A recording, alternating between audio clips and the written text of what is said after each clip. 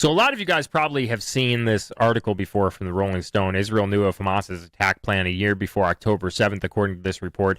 Now, for the most part, we know that the Rolling Stone is like a garbage outlet. They've published blatant fake news over and over and over again. We've called them out on the show before, but this report seems to be true. I think it originally comes from the New York Times. I've seen this in other different articles. This seems to be true. They knew that it was going. They knew about this attack plan a year in advance, according to this report, and Israeli officials had initially dismissed Hamas's plan as overly ambitious. Now, this is not what we're going to be mainly focusing on today. We're going to be focusing on this new bombshell report that came out last night. Israel investigates possible trading knowledge ahead of October 7th Hamas attack. They're talking about all of this short selling that happened just a couple of days leading up to the attack, and it was like record short selling. They've never seen this in any other crisis throughout history. It totally surpasses that. This is basically what this report says. But, both of these and a few other things that we're going to go through today basically confirm what everyone with a brain already knew, which is that Israel knew this attack was going to happen. And they allowed it to happen because they knew it would justify what they're doing to Gaza right now. And by the way, just a note on that, if you look at the 1948 Nakba, which took about 2 years to complete, once they declared that Israel was a state and they allowed Jews to move there, there were 20,000 Palestinians that were killed during this Nakba. This is what they call it, the Nakba. 20,000 Palestinians killed over a 2-year period, just about. Since October 7th, in this 2 or 3 month period since this new conflict began, there were over 20,000 Palestinians killed. So this newest occurrence is actually worse than the Nakba of 1948. So it turns out that this guy was actually right. He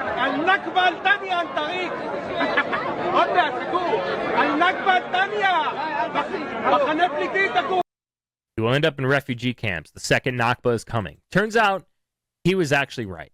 So we're going to talk about this today. We're going to talk about these two reports. We also have a bunch of other stuff that we have to get into today as well. Before we do, I just want to thank this video sponsor. This video has been kindly sponsored by Purge Suddenly, from the makers of the documentary Died Suddenly, which was about the vaccine, which I'm sure a lot of you guys have already seen. Purge Suddenly, this is a cleanse of the body. And if you haven't done a cleanse before, I highly recommend it. I've done a few. It really does make you feel better. It really makes you healthier. And apparently, it prevents you from getting very serious diseases. I'm going to borrow the words from Dr. Lee Merritt here.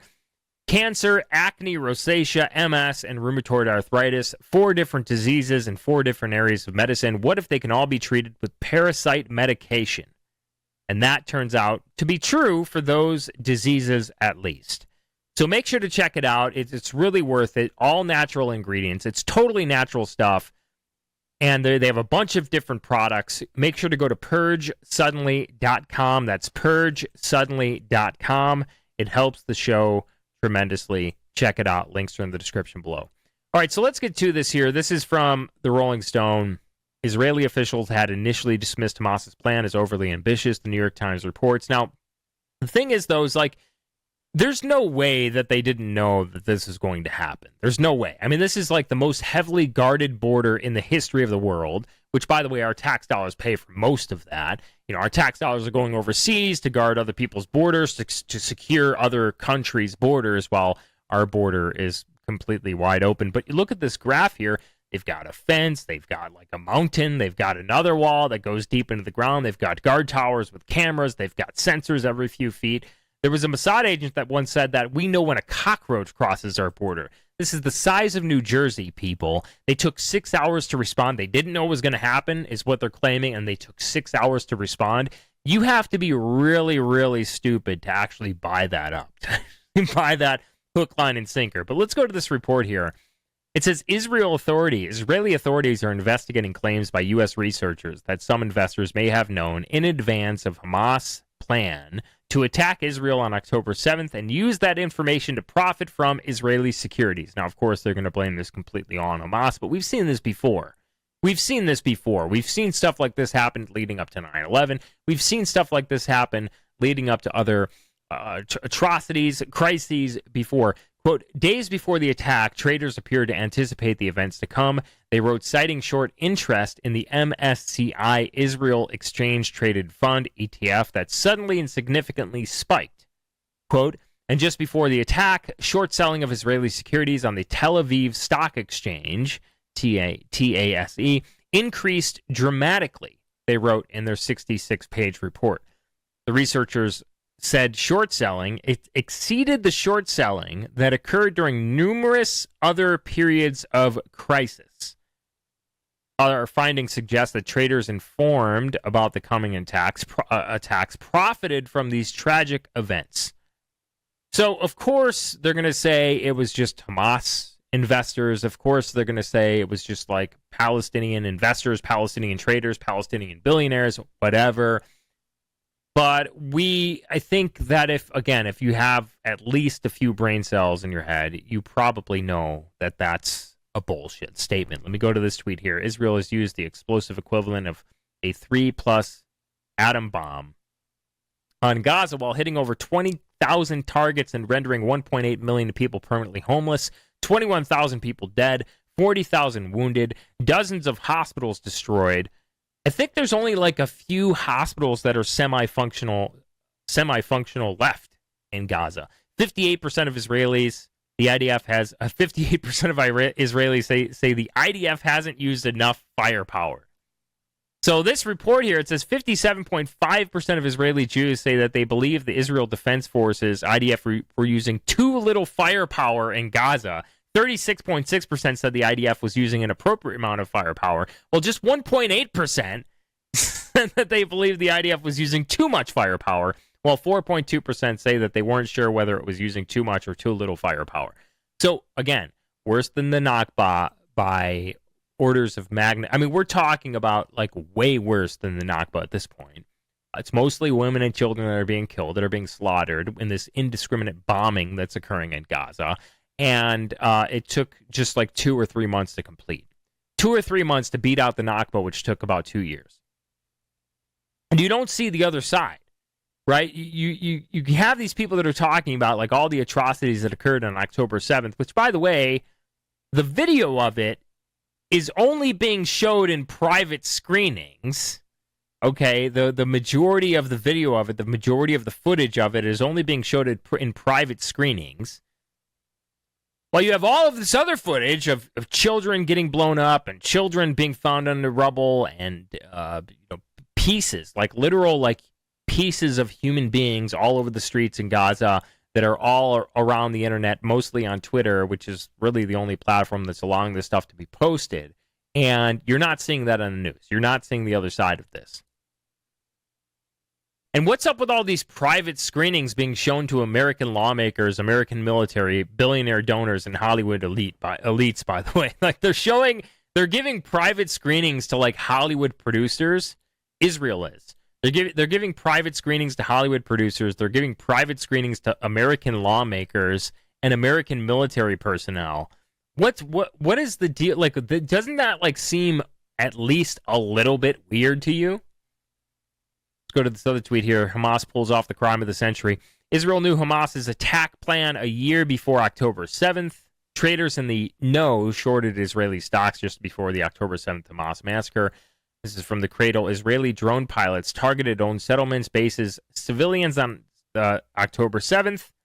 That's something else you didn't hear about. Border surveillance footage from October 7th disappears, according to Israeli officers. So a lot of that footage, according to that particular report, has disappeared. It has disappeared. It's kind of like, the footage from the prison where Jeffrey Epstein was being held. The cameras were turned off. The cameras were broken that day.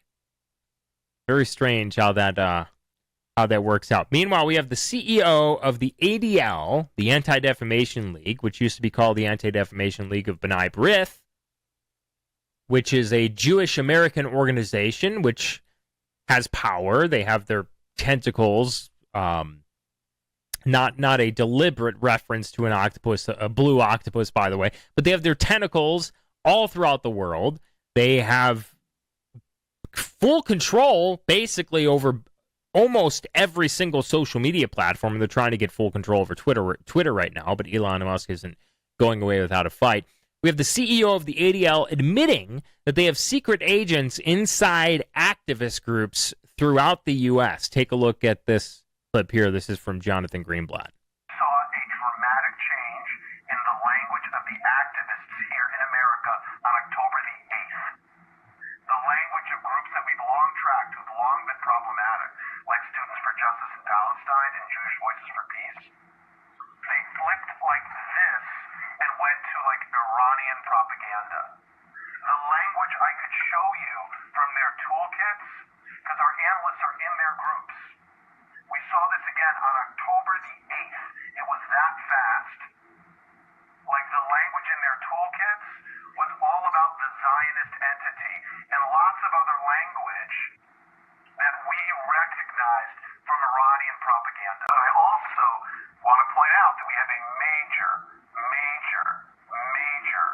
generational problem. All the polling I've seen, ADL's polling, ICC's polling, independent polling, suggests this is not a left-right gap, folks. The issue in the United States of support for Israel is not left and right. It is young and old.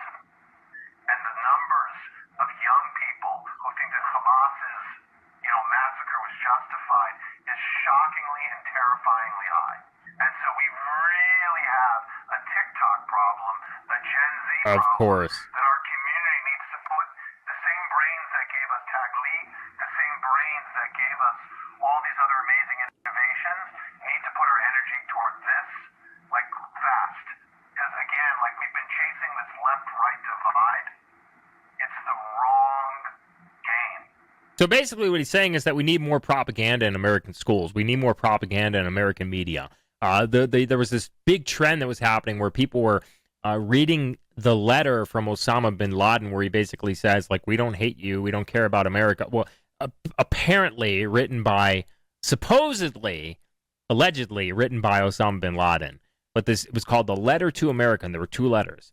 And the first one talked about Zionist Jews, and it talked about their control over media, their control over government, of Western governments, not just in the U.S., and so forth. And it said basically, like, we don't hate you, we hate you, we are attacking you, or we dislike you because of your support for the Zionist state of Israel and being involved in their wars and fighting their wars and destabilizing all of these regimes all throughout the Middle East, which are a threat to Israel, displacing all of these people, which, by the way, is causing the refugees, that the quote refugees that come to the West, that come to Europe, that come to America, are a result of this. By the way, this is what this letter, and so it went viral on TikTok. I mean, there were millions and millions of views, thousands of people posting about this, and then what happened? The ADL reached out to TikTok. TikTok took down all those videos, banned the trend, banned the Dancing Israelis trend that was happening on there, banned the 9/11 trend that was happening on there. And so this is basically what he's saying. He's saying that we need more propaganda in American media. We need more propaganda in American schools. We need more mandatory Holocaust classes. We need more Holocaust movies and more Holocaust books and more indoctrination. More atrocity propaganda indoctrination. Because it's getting out of control. This is basically what Jonathan Greenblatt of the ADL is saying here.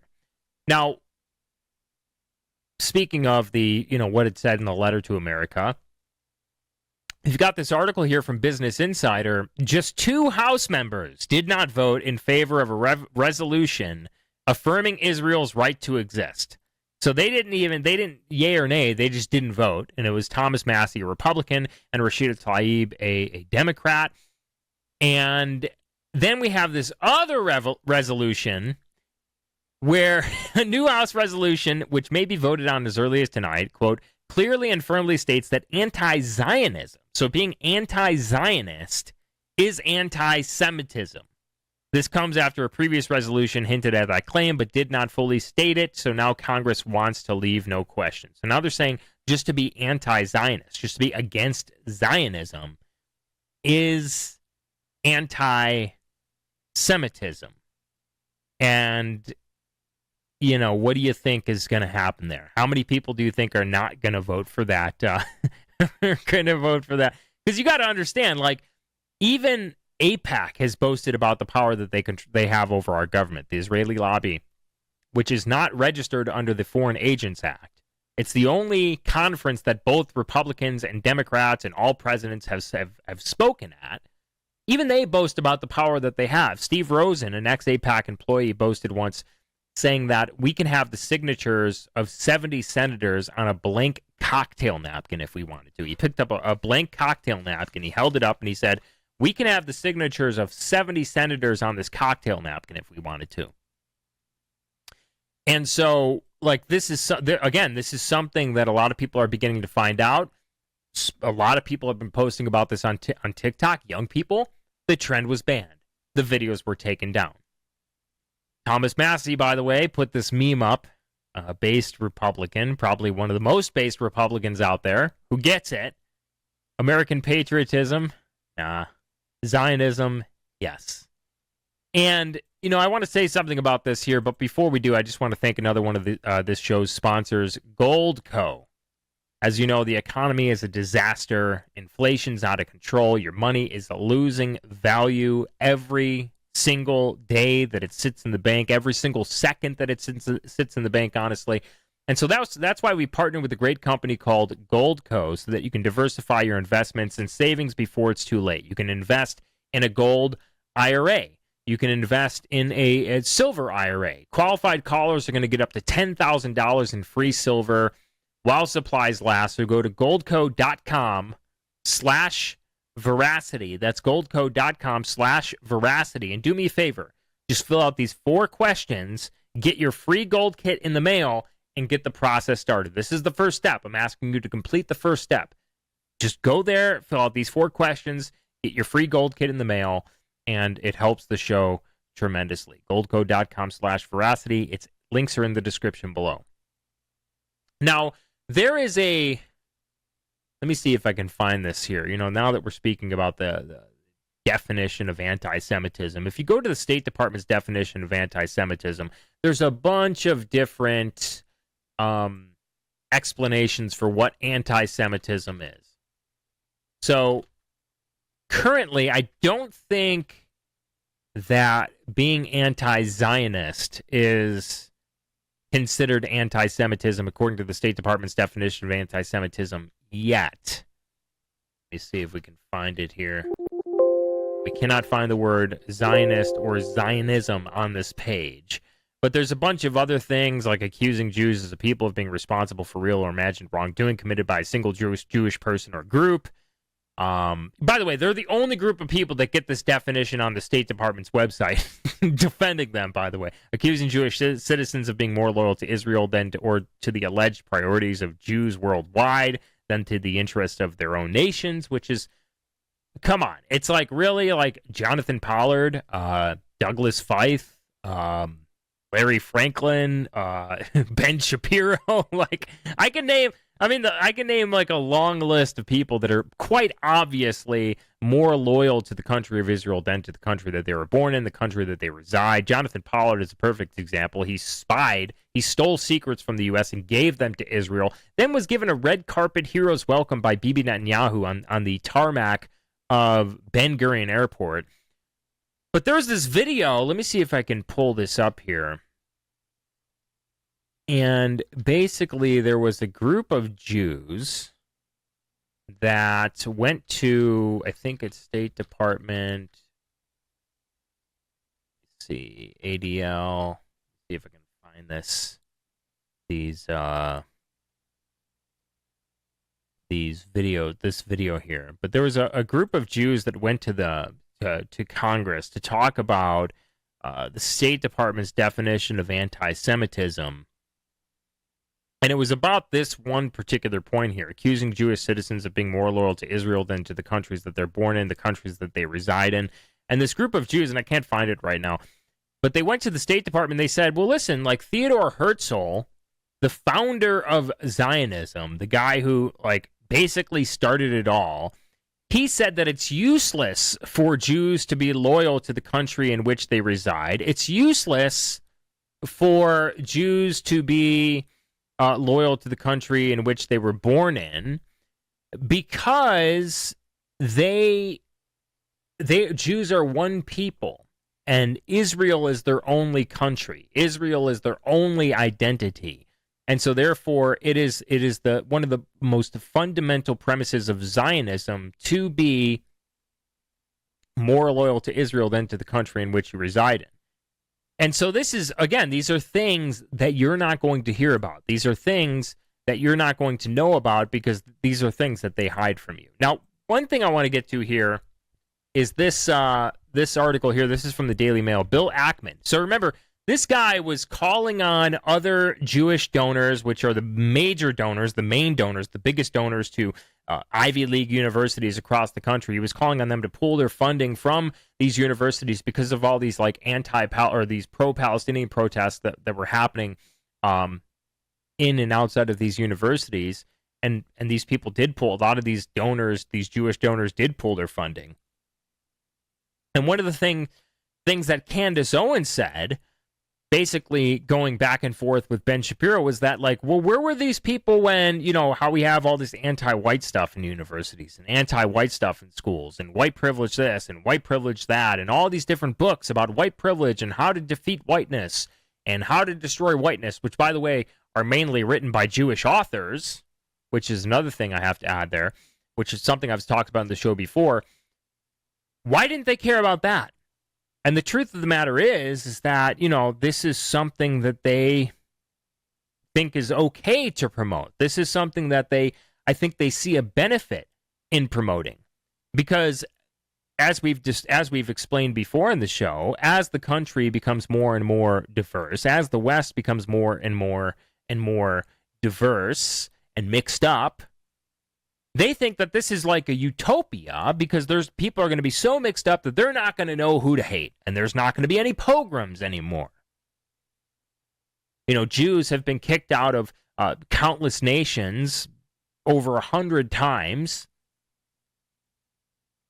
and they think that diversifying the West, mixing up the West, demographically replacing a lot of the West and the United States of America is going to prevent this from happening. And so it's to their benefit that all of this anti-white stuff it's to their benefit that you have mass immigration and demographic change and the borders are wide open.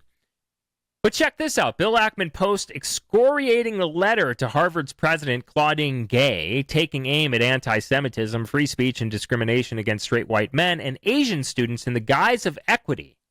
Bill Ackman is a Jewish billionaire, by the way. Now, don't fall for this. Okay, this is something I'm going to say right here. Don't fall for this. Basically, what they're realizing now is that it's mainly the diversity that they promoted and the products of that diversity that they promoted that is coming out against them publicly. And they can't be called white supremacists or Nazis because they're not white. Or at least they can be, but it's not as effective against them as it is against white people. And it's more often than not, they're non-white people doing this stuff, the pro-Palestinian protest, the anti-Israel speech. And it's more often than not white people defending Israel. And so now they're noticing, well, hold on a minute. Maybe we got to keep the white people around for a little bit longer. Maybe we got to keep the white people happy for a little bit longer. Same reason why you're seeing Ben Shapiro talk about immigration now, talk about demographic change. Whereas before, back in 2016, when he called Trump racist and alt-right, he said, I don't give a damn about the browning of America. That's what Ben Shapiro said back in 2016. Now you're seeing him talk about demographic change. Now you're seeing him say things that I've been saying on the show for years. And so don't fall for this. They're trying to befriend someone who they saw, a group of people that they see as an enemy, that they saw as an enemy for the longest time, and that they still see as an enemy. So this is like, speaking of pogroms, by the way, this is something else we put up here. Some history about Jews being kicked out of the Russian Empire. All of those green dots are different pogroms. And this study actually says, quote, anti-Jewish pogroms broke out when economic shocks coincided with political turmoil. evidence is inconsistent with the scapegoating hypothesis. So they say that this is just a scapegoat, that they just scapegoated Jews because people were anti-Semitic.